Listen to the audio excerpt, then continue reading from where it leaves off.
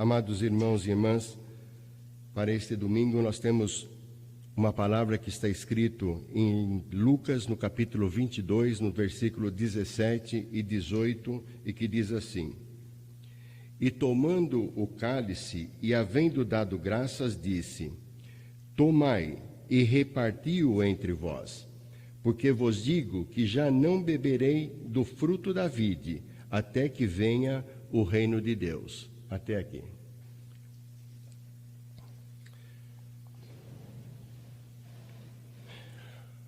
Amados irmãos e irmãs, amados servos, para este serviço divino, nosso apóstolo maior nos tem dado uma palavra aonde ele coloca como texto, como título, como tema para este serviço divino, a comunhão com o Senhor. Há muito se fala da comunhão. Nosso Senhor Jesus Cristo mesmo, ele, antes mesmo dele chamar os seus apóstolos para a ceia do Senhor, para comer esta ceia com os seus discípulos, Jesus Cristo antes já tinha dito sobre esta comunhão em várias vezes, em vários momentos, mas em um dado momento ele foi enfático, quando ele disse aos seus discípulos que aquele que não comesse a sua carne e não bebesse do seu sangue, não teria parte com ele. Então ali ele já estava falando da comunhão.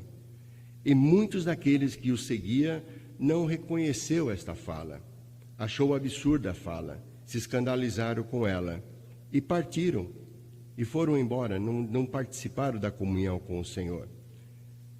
Mas o Senhor nem por isso desistiu daquilo que era o seu propósito, não desistiu daquilo que ele tinha para fazer.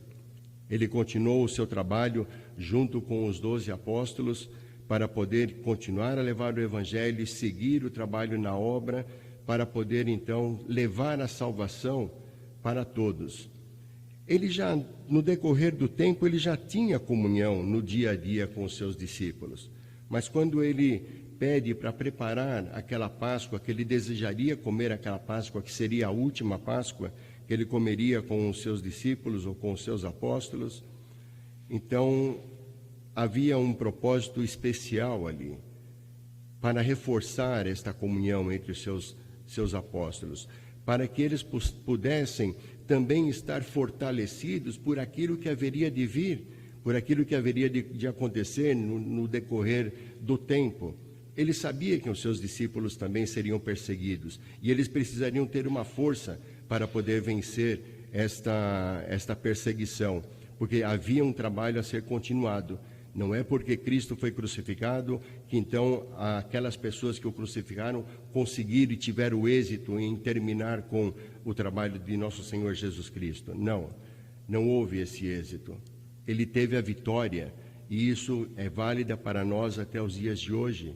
Também nós somos chamados para termos a comunhão com Cristo e com Deus. E essa comunhão, qual é o objetivo dela? É fazer com que nós possamos nos aproximar do reino da eternidade, fazer com que nós possamos trabalhar nas nossas almas o caminho para podermos estarmos prontos para o dia do Senhor. Não tem um outro propósito, mas para que possamos nos manter unidos, firmes, fiéis, olhando o objetivo que Deus tem para conosco de trazer a salvação para as nossas almas. Se nós tomarmos o tempo que nós estamos vivendo, em especial essa crise que nós estamos vivendo nos dias de hoje, se nosso Senhor Jesus Cristo não tivesse deixado para nós uma palavra de comunhão, como é que poderíamos estar suportando tudo isto? Então, tudo isto está previsto por Deus. Deus sabe das fraquezas do homem, Deus sabe da fraqueza que o ser humano tem, sabe o quanto ele pode suportar, mas sabe também que o homem necessita que ele possa estar sempre à frente para poder guiar o seu povo. E assim também nessa crise que passamos, ela nos faz pensar, ela faz com que nós possamos analisar, ela faz com que nós possamos ser reflexivos naquilo que Deus tem de propósitos para nós. Nós vivemos uma comunhão perfeita e plena com Deus? Poderíamos dizer que sim, porque nós diríamos: mas eu sigo o Evangelho, eu frequento a igreja, eu participo do perdão dos pecados, eu tomo a Santa Ceia para poder obter a comunhão com Deus, então eu estou pleno na comunhão. Bem, se nós vamos falar que nós estamos plenos na comunhão, para que nós possamos dizer isto, então nós precisamos seguir o Evangelho na plenitude também, naquilo que o Senhor nos ensinou, e que nós possamos nos curvarmos a Cristo nas nossas necessidades e buscar essa plenitude com Ele, não só com Ele. A comunhão, ela está estendida à comunidade, está estendida à igreja, está estendida aos nossos familiares, a todos aqueles que nos cercam. Mas como eu vou poder ter comunhão com aquele com quem eu trabalho e eu não tenho muita intimidade com ele? Mas você precisa. A palavra já diz comunhão, comum união entre uns e outros. Então, para que nós possamos viver num ambiente sadio, saudável, então precisamos ter essa comum união. Senão não funciona. Então imagine na espiritualidade, imagine na nossa alma, imaginemos no nosso coração. Como é que seria isto se nós não praticássemos a comunhão que Cristo deixou para nós? Então Jesus, ele tinha essa comunhão com seus apóstolos, ensinou-nos isso e ensina-nos isso. Faz com que nós possamos entender os propósitos dela e queremos estar firmes nela. Então, proximidade do reino de Deus, nós temos uma promessa. O Senhor fez duas promessas, dentre as promessas tem duas principais. Uma que Ele enviaria o Espírito Santo, e nós sabemos que Ele já enviou esse Consolador para poder nos ajudar, para poder nos dar as forças que nós precisamos para nos manter no caminho da fé, e também deixou a promessa de que voltaria para nos buscar. Essa é a promessa que nós aguardamos. Então, para que nós possamos chegarmos nesse reino dos céus, precisamos estar firmes nessa promessa, olhando essa promessa, olhando esse caminho que nosso Senhor Jesus Cristo traçou. Se observarmos antes de Cristo, Deus também foi trabalhando o seu povo e colocando ele numa posição, o povo numa posição para que ele pudesse olhar o que Deus estava oferecendo e entregando para eles. Prometeu muitas coisas, e das coisas que prometeu, todas foram cumpridas. Prometeu uma nova terra, prometeu liberdade ao povo quando estava cativo. Este dia desta ceia também que nosso Senhor Jesus Cristo comeu com seus discípulos, o que estavam comemorando ali? Estavam comemorando a Páscoa. E que era esta Páscoa? A liberdade do povo hebraico.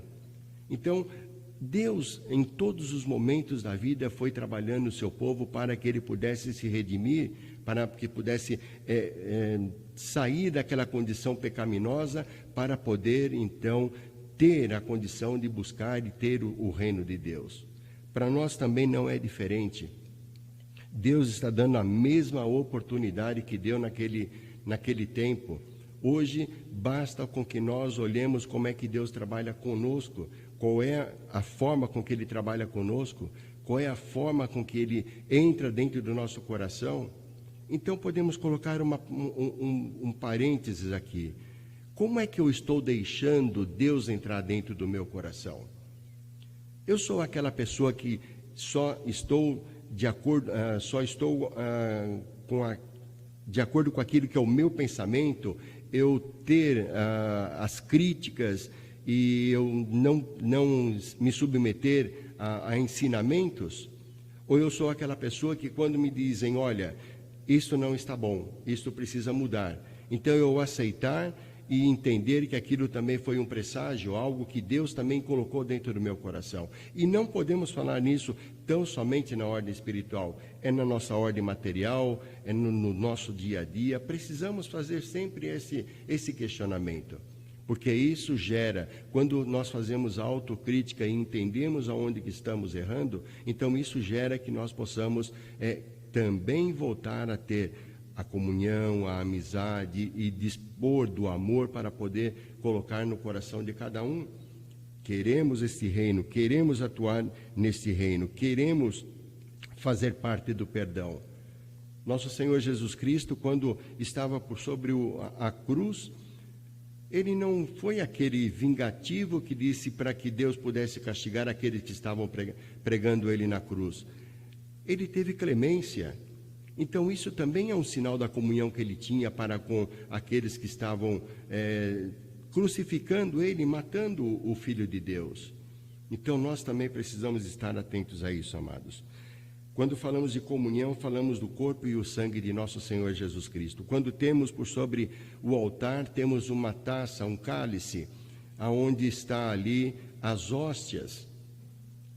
Em dado momento, apenas as hóstias, ela simbolizando a parte visível da Santa Ceia, mas a parte humana da Santa Ceia. Mas quando ela é consagrada, é acrescentado a elas a parte espiritual, o corpo e o sangue de Cristo. E quando tomamos esta Santa Ceia, então, aí entra nós chegarmos diante do altar do Senhor com dignidade, para podermos ouvir as palavras que o pastor tem para nos dizer, e esperar ele terminar aquelas palavras e podemos nos concentrar naquilo que estamos recebendo. Recebemos o corpo e o sangue de Cristo, amados, não pode ser para nós,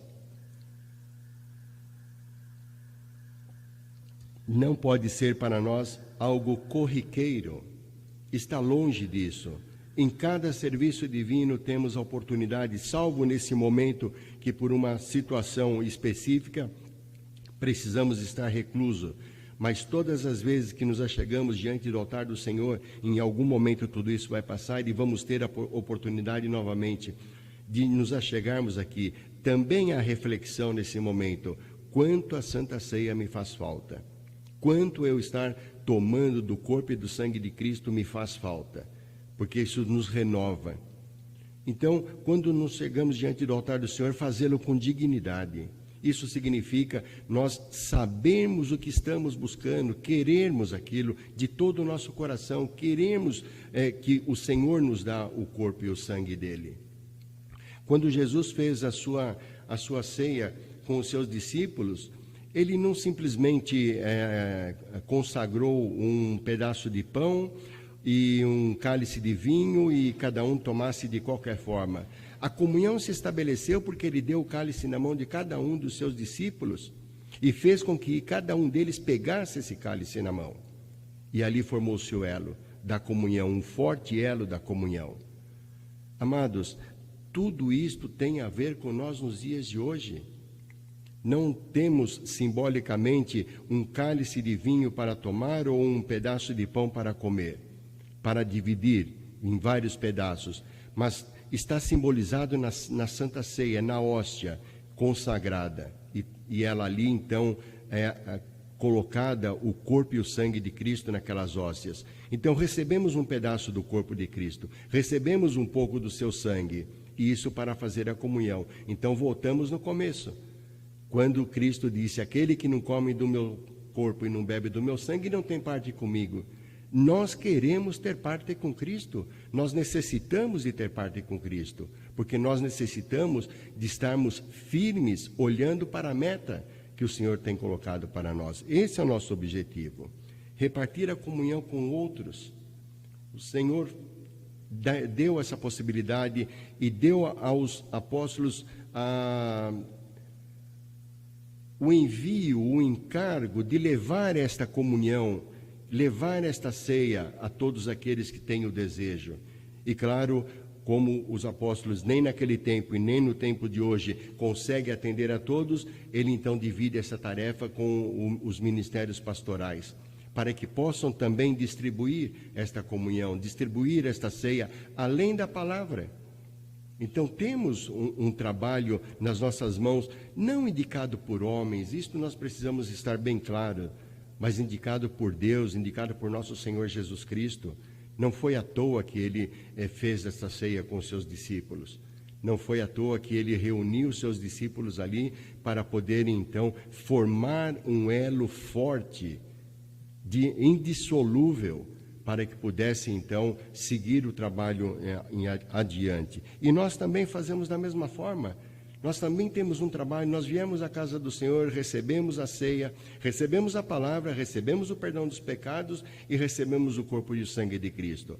Isso para nos fortalecer, para nos manter firmes na fé, na fieldade, olhando para a frente, mas também para levarmos esta ceia, para distribuirmos com os outros.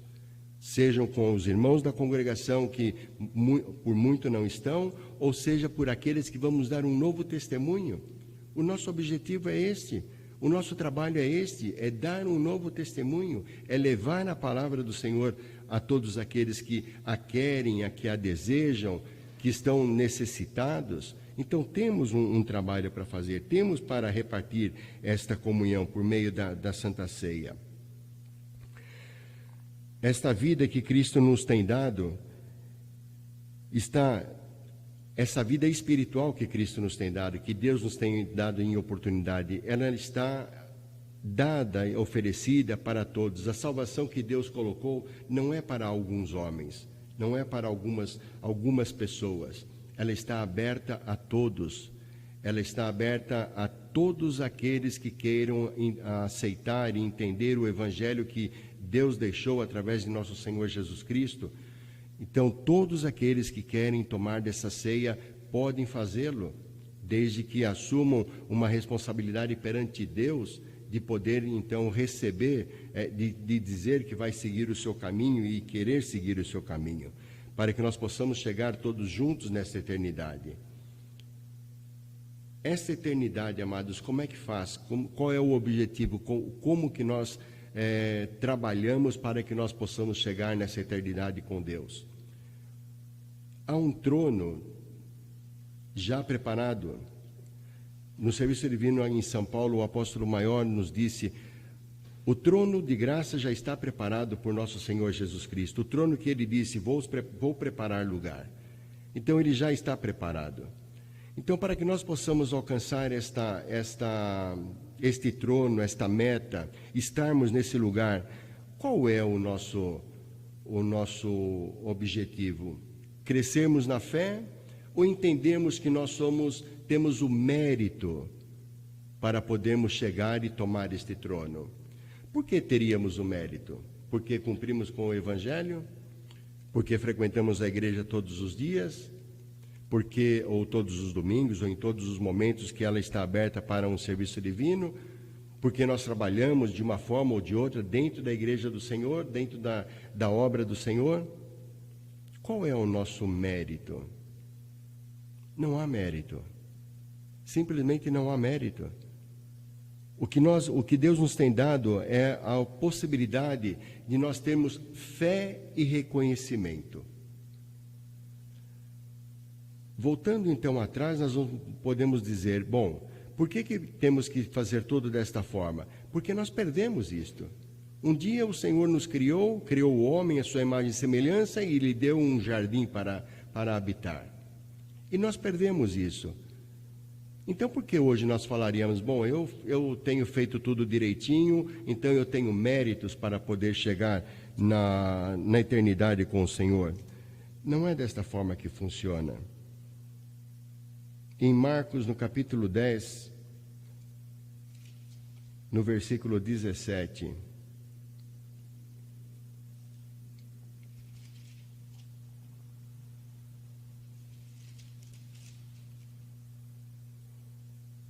temos a parábola do homem rico que se achegou a Jesus perguntando o que ele deveria fazer para poder chegar ao reino da eternidade. E pondo-se a caminho, correu para ele um homem, o qual se ajoelhou diante dele e lhe perguntou: Bom mestre, que farei para herdar a vida eterna? E Jesus lhe disse: Por que me chamas bom? Ninguém há bom senão um, que é Deus. Tu sabes os mandamentos: não adulterarás, não matarás, não furtarás, não dirás falso testemunho, não defraudarás alguém. Honra teu pai e tua mãe. Ele, porém, respondendo, lhe disse: Mestre, tudo isso guardei desde a minha mocidade. E Jesus, olhando para ele, o amou-lhe e disse: Falta-te uma coisa. Vai, vende tudo o que tens e dá aos pobres, e terás um tesouro no céu, e vem e segue-me. Será que essa palavra também não soaria duro para nós nos dias de hoje, amados? Será que também, se Cristo nos fala a mesma palavra, vá, venda tudo o que tens e me segue? O que responderíamos a Jesus? Senhor, eu vou fazer o que você está dizendo. Eu vou vender tudo que tenho, vou me ficar numa situação de pobreza e vou então te seguir. Não é isso que Jesus falou para esse homem. Não tem nada de errado, amados, nós fazermos a nossa poupança para a nossa velhice, para o momento que nós precisarmos, se o Senhor não vir antes de que precisamos usufruir dela. Não há nada de errado nisto. O que ele queria ver desse homem ou deste jovem? Que ele se desprendesse daquilo que era material e tomasse daquilo que era o espiritual, tomasse o caminho do Senhor, seguisse o Senhor, vivesse também a comunhão com o Senhor, nada mais. Ele achava que pelos seus méritos, por ele conhecer o Evangelho, por ele conhecer os mandamentos, bem dizendo, por ele conhecer os mandamentos, ele já estava pronto para herdar esse reino. E Jesus mostrou para ele que não era isto, não era desta forma, não. Você tem que curvar-se à vontade de Deus, nós temos que nos curvar à vontade de Deus, nós temos que fazer aquilo que Deus nos orienta, nós somos necessitados de Deus, nós precisamos dEle, nós precisamos que Ele nos ajude, que Ele nos fortaleça. Volto a dizer, amados, estamos vivendo uma situação difícil a nível mundial, não é a nível de cidades, é a nível mundial. Como é que nós estamos agindo, né, nesse momento? A nossa fé, ela está em alta para que isto tudo não nos perturbe, ou nós vacilamos na nossa fé? Por que Deus está permitindo tudo isto? Não há resposta para essa pergunta. O Senhor não nos deu autoridade para podermos conhecer os seus pensamentos, mas Ele nos deu capacidade para que nós possamos entender quais são os propósitos dEle para o futuro. Isto sim. E isto também, uma situação como estamos vivendo, também faz com que nós reflitamos, também faz com que nós possamos entender, será que nós não estávamos na nossa zona de conforto, muito tranquilos, nos preocupando em vir à igreja, nos preocupando em fazer os trabalhos que costumamos fazer, seja o adorno, seja o cantar no coro, seja fazer as escolas, qualquer trabalho que fazemos na obra do Senhor, não ficamos fechados num pequeno mundo? Precisamos pensar, não será que é isso que o Senhor está querendo nos mostrar, para que nós possamos retomar a verdadeira comunhão com Ele? Então, que nós possamos analisar, amados, não ficarmos preocupados, no sentido de exagero. Claro, a preocupação sempre existe. Temos vários irmãos nossos que trabalham em áreas de risco, que são os hospitais, mas não estão parando com o seu trabalho. Imagine se parasse o trabalho deles, como é que seria? E precisam trabalhar. Qual é a nossa função? Orar por eles, dar-lhes as forças, que eles possam sentir que estamos orando. Essa é a comunhão que o Senhor está nos ensinando para hoje, para o dia de hoje, para os tempos de hoje, para que o nosso irmão, a nossa irmã, ou um servo, ou aquele que está no hospital, saiba que alguém está orando por ele. Não podemos e não devemos sair do confinamento que nos foi imposto. Se nós entendemos que está certo ou errado, isso é o que menos importa nesse momento, amados. O que mais importa é nós confiarmos. O que mais importa é nós nos curvarmos a Deus e falarmos com Ele constantemente. Pai, ajuda-nos. Pai, ajude a estes, ajude aqueles que estão enfermos. E não só por um tipo de situação, mas quantos estão enfermos, quantos dos nossos irmãos são idosos que não podem mais se achegar até a igreja e precisamos levar assistência porque temos amor por eles? Então, amados, vamos pensar nesta comunhão que o Senhor tem colocado hoje, que o apóstolo maior nos deu como pensamento, comunhão com o Senhor, plena comunhão com o Senhor. E por último, vamos pensar, o Senhor não aparta ninguém da comunhão dele. Nós é que muitas vezes nos apartamos, nós que muitas vezes damos um passo atrás. Vamos pensar no que aconteceu com aquele que havia de traí-lo. E ele já sabia de todo esse acontecimento, e na hora da ceia, ele colocou isto. E Judas perguntou para ele, mas porventura sou eu? Ele simplesmente disse, você o diz. Agora, vamos pensar, amados. Não está escrito na Sagrada Escritura que depois dessa fala, apenas 11 cearam com o Senhor. Não. O Senhor não tirou o traidor da mesa que estava ele sentado. Ali ele já estava perdoando aquilo que ele estava fazendo. Assim deveria ser o nosso coração também. Quantas vezes nós somos atingidos por uma circunstância, uma situação ou outra. Aí talvez podemos dizer, mas esta pessoa eu não posso perdoar. Amados, como é que nós podemos julgar? Não está dado esse direito de julgar. Nós precisamos do perdão. Para tomar a Santa Ceia com dignidade, nós precisamos vir com todo o perdão feito. A oração do perdão não vem antes da Santa Ceia, e é para isto, para que nós possamos vir limpos diante do altar. E o perdão não é unilateral, ele é bilateral. Eu perdoo para ser perdoado. Não é, se você me perdoar, eu te perdoo. Não, eu tenho que perdoar primeiro, para depois eu ser perdoado, para que essa comunhão seja restaurada, restabelecida. Pensemos nisto, pensemos no que o Senhor está nos oferecendo. Olhemos aquele que nos cerca. Muitas vezes temos conhecidos que nós poderíamos dizer, poxa, mas esta pessoa, ela faz tudo errado, dá tudo, a coisa não funciona para o lado dela, já aconteceu de tudo com ela. Nós não nos foi dado este trabalho. Não é o trabalho de julgar, não é o trabalho de dizer que aquela pessoa não merece estar diante do altar do Senhor. O trabalho que foi nos dado é outro, é trazê-la. Aquela porta da congregação, ela só está aberta para um tipo de pessoa, só para os pecadores, não para os perfeitos. Então, amados, ela significa que aquela porta ela está aberta para todos. O Senhor abriu aquela porta para todos. O Senhor instaurou a sua obra por sobre a terra para todos. Então, como que nós vamos dizer, eu mereço perdão, ele não merece. Eu mereço tomar a ceia do Senhor, a comunhão com o Senhor, ele não merece. Não é esse o objetivo que o Senhor coloca para nós. Olhemos, pensemos, aproveitemos o tempo de reflexão, e vamos fazer o melhor pelas nossas almas e pelas almas daqueles que nos cercam, por aqueles que estão necessitados, que muitas vezes eles sabem, esse homem ele vai para a igreja, será que ele ora por mim? E que nós possamos orar por todos, hoje e sempre. Amém.